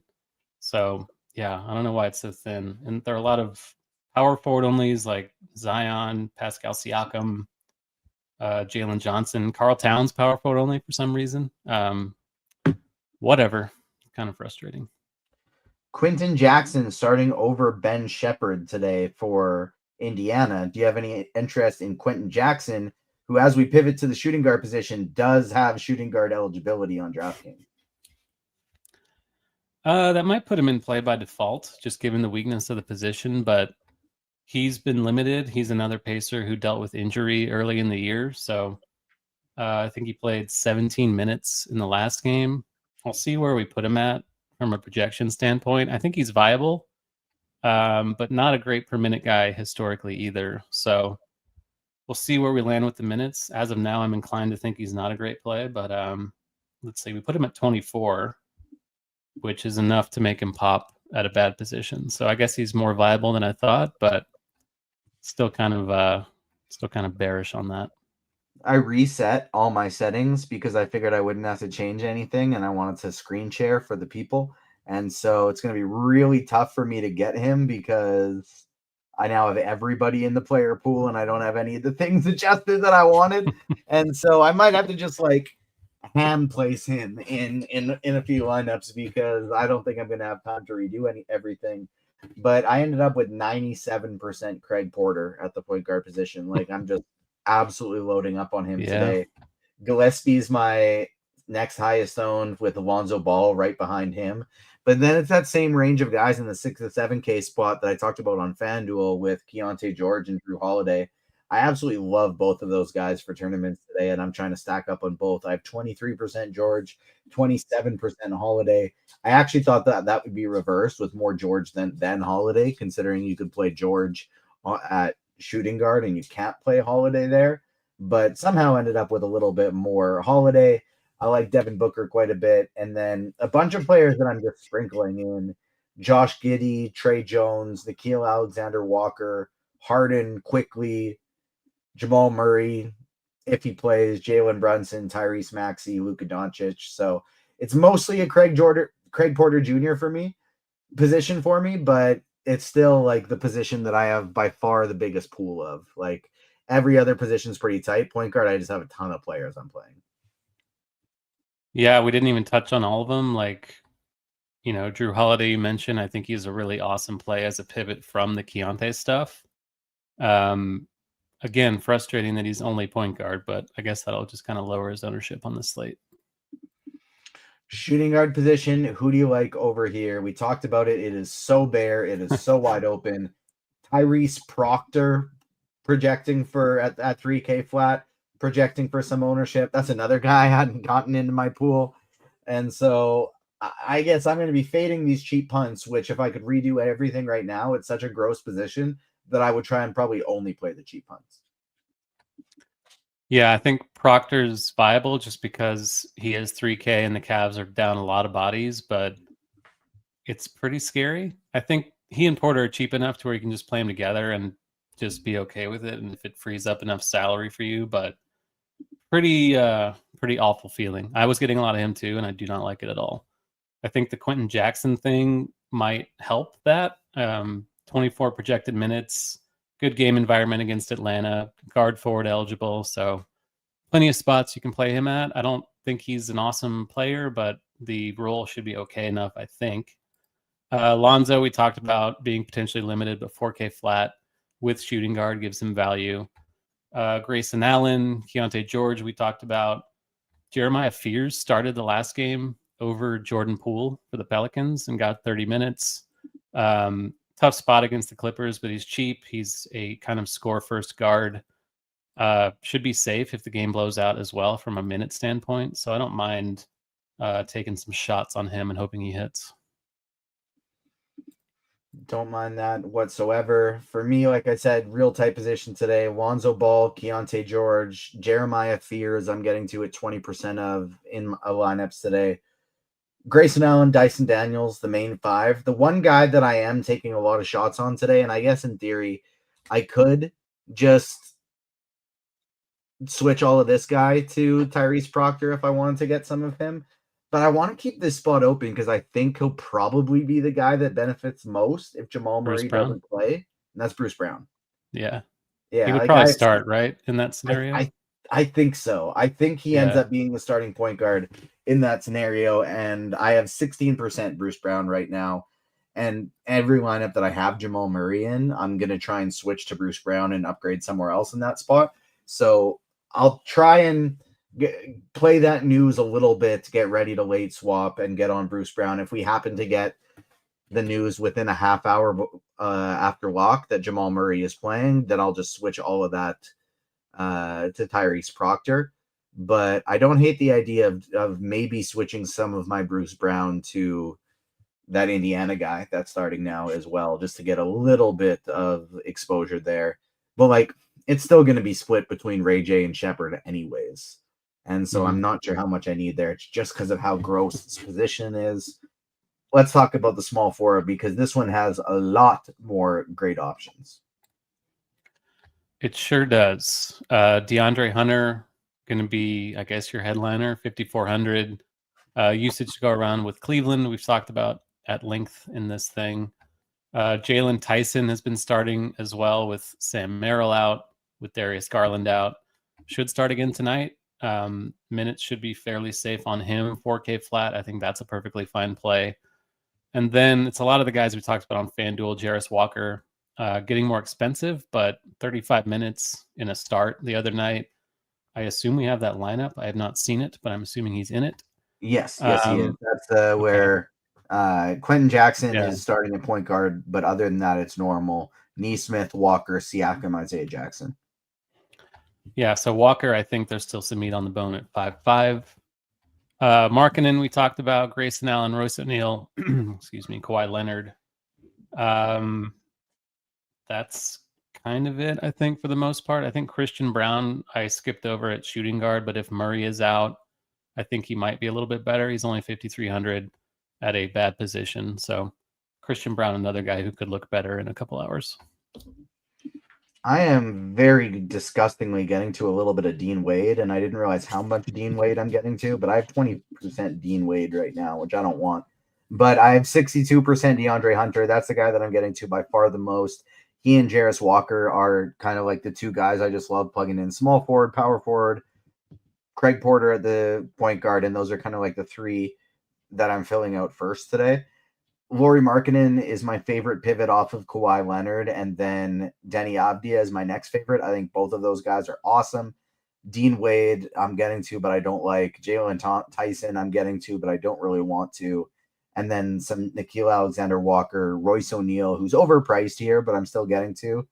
And then I don't mind some Brandon Ingram or OG Anunoby either. I think they are some good low-owned tournament plays. If you got any questions, get them into the RotoGrinders live stream Discord chat. I'm looking there first. Get them into the YouTube chat. I'll look there second. YouTube, make sure you are hitting that like button. Free content here on a Halloween. All you got to do is just hit that like button. Yes, Hammer, you weirdo. They do trick or treat in Canada. Power forward. Who do you like here, Taylor? Evan Mobley, certainly at the top. Obvious core play. Larry Nance Jr. should see decent minutes if he comes off the bench. For Cleveland, he's only 3.2. Historically a decent per minute guy, and it is a good spot against Toronto. Colin Murray-Boyles should start again for Pirtle, we think. Decent rookie. I think he was a lottery pick for the Raptors. Kind of a defense guy overall, like a Derek Lively-ish center more than an offensive guy, but he's cheap. Should be okay enough as a Toronto run back if you want that. We got Josh Minot starting again. Talked about him on FanDuel. He's only 4.5 on DK. I think he's okay.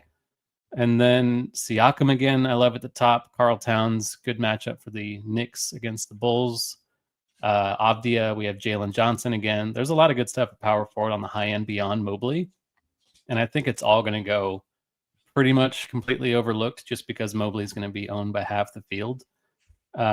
It's correct that he's owned by half the field, but there are a lot of ways to get different if you want to fade. Yeah, Mobley is my highest owned guy at the position, but I'm going to be underweight. I have 33% Mobley. I really like going cheap here to a Larry Nance, Josh Minot, Jarris Walker, Murray Boyles, even Dean Wade. That's kind of the crew that I'm getting to the most of. And then if I do want to spend up, I think I mentioned Avdiya's small forward. He's only power forward on DraftKings. And so it wasn't Kawhi I liked him as a pivot off of. It's Mobley I like him as a pivot off of, a few $100s cheaper. I think he's a really, really strong tournament play as well, as is Jalen Johnson, who, if I'm not mistaken, you already mentioned. Also, center position, I'm trying, like, there's so much value. I'm trying to get to as much Jokic as possible. We're currently projecting him for, what is it? 8% ownership, 9% ownership. I got to imagine that comes in significantly higher. I have 68% Nikola Jokic today. Yeah, and he might look better if Jamal Murray's out. So there's a lot to like about that. And he could be even smashier later on. So totally fine getting to him every single night, of course. We talked about some of the other guys. Evan Mobley, center eligible. Mark Williams in a tournament. I love Walker Kessler at under 7K in DraftKings. Like, he's too cheap for that game and that role he has. Zubats is fine. Don't love it as much as I do on FanDuel, though. And was I wrong about Mobley? Oh, I think he has power forward only. Larry Nance has center, though, so that's your punt there if you want it. Ditto for Murray Boyles, and I think Vucevic is pretty interesting as well, that no one's going to play.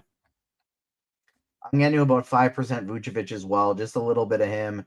I like Mark Williams, Vita Zubats, getting to those guys as well as the punts we previously mentioned. Walker Kessler call I like quite a bit. And then I think the only other guy that I'm on that you didn't mention is Onyeka Okongwu. Not on heavily, but I got him in about 7% of my lineups today. Atlanta down a few bodies. None that'll directly impact him, but I still think this is a pretty good spot for him against Indiana, especially considering they don't have a center themselves. All right, let's start taking some questions here. I'll go to the RotoGrinders live stream Discord chat. I will go to the YouTube chat second. As long as you guys keep having questions, we will stay here right up until lock. If not, we may get out of here just a touch early since it is Halloween and I can hear my family upstairs already needing my help with some stuff. But alas, FanDuel Cash, John Morant, Grayson Allen, and we got a 3v3 for you. John Morant, Grayson Allen, Jarris Walker, or Luka, Tyson, and Nance. Probably the second one. I forgot to mention Morant being a really good play on FanDuel and tournaments, but I think in cash, it's definitely the Luka one. QQ, DK, utility position, Brunson or Jalen Johnson? I feel like I'm getting to more Jalen Johnson, and I liked him better, but for some reason, just seeing those names stacked beside each other, matchups be damned. It kind of sounds like it should be Brunson. Who do you like in that spot? It does feel like it should be Brunson, but I would Johnson. I just really like the spot. I don't know if I'd play him in util, though, unless you're playing a bunch of early stuff, because that is the first game of the night. FanDuel GPP favorite Cavs. Who are your top priorities for Cavaliers today? Mobley, Craig Porter, and Hunter. And then on DK, you get into guys like Tyson and Nance and Proctor, but Mobley, Hunter, Porter, definitely the core guys. And from Carolina guy as well, he needs a shooting guard on FanDuel for 5,100 or less. Who do you got?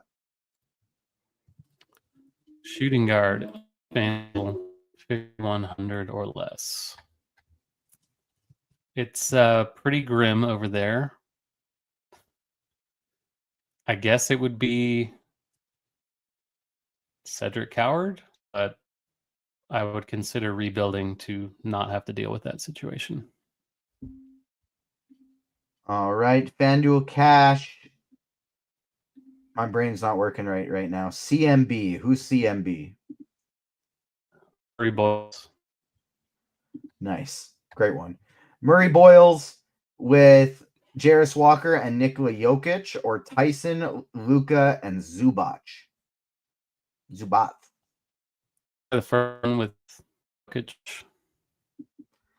Yeah, I like that Jokic side quite a bit as well. I think that is a nice one with CMB and Walker. From Mario Donese in the YouTube chat, you want Markkanen or Kawhi Leonard for DraftKings? I'll take Markkanen. All right. FanDuel tournaments, Keontae George and Jalen Tyson, or Grayson Allen and Jarris Walker? What was the first one again? Keontae George, Jalen Tyson. I think I would lean that way slightly. Cleveland Picker asking about Tyrese Maxey tonight. What do you think about him? He is expensive, but he's going to be very low owned. Yeah, the way he's been playing, I think you can always make a case that he's going to play 4 minutes, it seems, every night. So close game, decent total. I think that's totally fine. FanDuel cash shooting guard, 5,400 left. Who do you got? Kelly Oubre. All right. Keep scrolling up a little bit here. See if we have anything else. Whole bunch of tomfoolery in the chat. But nothing new for questions. People tell me I need a haircut. Do I need a haircut? Or do I not? Does it not matter how I look, because I never go out in public and I don't care what you guys think. DK, pick one. Jarris Walker, Royce O'Neal, DeAndre Hunter. I think that falls between Jarris Walker or DeAndre Hunter. So in a tournament, who you got? I think Hunter is probably going to be more owned, so I would take Walker. Nickeil Alexander-Walker or Trey Jones? I like Nickeil Alexander-Walker just because of the increased opportunity. But my God, has Trey Jones been balling out lately? Yeah, I think I would take Alexander Walker. I don't know if Trey Jones is sustainable. Large field DK tournament. Io, Minot, or Vanderbilt? I think Minot is the only guy in play of that group, but he does ask, is there any other suggestions, $4,600 or under, you'd be looking at in that range? So Minot, or is there anybody else, 4,600 forward or below, you'd want to go with instead? It's probably Minot. I think he's a pretty strong play. Murray Boyles, but he's under 4K. Jalen Tyson. You got options. I think Minot's probably the best one. Agreed with that 100%. All right. Last spot, FanDuel, $5,700, small forward or power forward. They already have DeAndre Hunter. Who do you got? Was that, you said FanDuel? DraftKings? Yeah. FanDuel. FanDuel 5,700. Alexander Walker's 58. I think it's like probably Jarris Walker, right? Yeah, if you have Hunter, it's definitely Walker or Royce O'Neal, but I think Walker's a better play. All right, I like that as well. Brunson, this is FanDuel Cash, 3v3. Brunson, Zubac, and Nance, or Gillespie, Daniels, and Markkanen? Probably the second one. Colin Gillespie and Jokic, or Booker and Mark Williams? DK GPP. Gillespie Jokic one, I think, is probably the best one. If Jokic is really unowned, then that's an easy call. On Jay Sams asks, then he re-asked it again. We already went through this one, sorry, my friend. That's why I was going through the other ones first. But we'll touch on it again. Is Bruce Brown in play if Murray is out? Yes, we both really like him in that scenario, and I'm even getting him in my builds right now just for the chance that we get that news later and it's tough to swap. I'm getting a lot of Bruce Brown already because I think he's viable even if Jamal Murray plays. Like, he's 3,400. There's nothing wrong with him even if Jamal Murray plays. And so he becomes a wonderful, wonderful, wonderful play if we happen to get Jamal Murray out in this one. So if I have Edgecombe, if somebody has Edgecombe already in their lineup, should they not play Oubre? Probably not. I think they're both going to see enough minutes to be okay, but I'm not sure I love them together. Is Luka playing? Yes, he is. Luka is back tonight.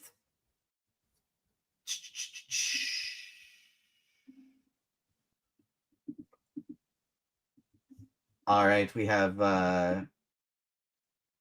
JSam specific is saying FanDuel specifically is where he is talking about Bruce Brown. Yeah, it doesn't change. He's still a fantastic play. He's 4,100 on FanDuel, which is basically the exact same percentage of the pricing cap. Wonderful play if Jamal Murray is injured. Anthony Davis out at least 2 games with low-grade calf strain. That doesn't matter to us tonight. We have about 1 minute left to lock. I'm getting what I can only assume is a spam phone call from New York, United States. I don't think there's anybody in New York City that'd be trying to call me right now. I think it is time to head upstairs and get ready for some of these trick-or-treaters to come through. Taylor, do you have any last thoughts? And I do want a slate breaker from you. Who is breaking the slate? I think Luka. I feel like he should be higher owned in this game environment against Memphis on the road, especially if he's going to be 10-ish% owned or under. I feel quite good about that. I also like Jalen Johnson. I feel Jalen Johnson is kind of sleeping on or being slept on, but great game environment for him as well.